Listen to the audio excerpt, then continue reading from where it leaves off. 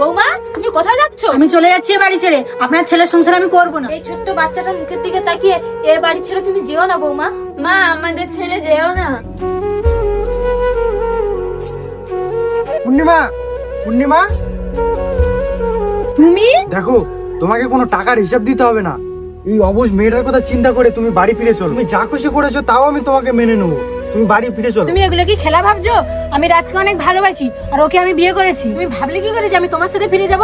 তুমি তোমার মেয়েকে নিয়ে এখান থেকে চলে যাও। তুমি আমাকে অস্বীকার করলে। তোর বাপ আছে, তোর বাপকে বল নতুন মেয়ে এনে দিতে। শুনলি এবার? যা এখান থেকে, চলো বাড়ি চলে এসো। চল মা, বাড়ি ফিরে চল। পূর্ণিমা, এই পূর্ণিমা, কানে কি শুনতে পাচ্ছি না নাকি? বাবা তুমি এখানে? হ্যাঁ, আমি এই বাড়িতে সাদে আসিনি। তোর কেলেঙ্কারির জন্য বাপ হয়ে আমি তো আর ঘরে বসে থাকতে পারি না। কে ওই ছেলেটি তোর সাথে? ও রাজ, আমি ওকে ভালোবেসে বিয়ে করেছি। কে? তুই আবার বিয়ে করেছিস?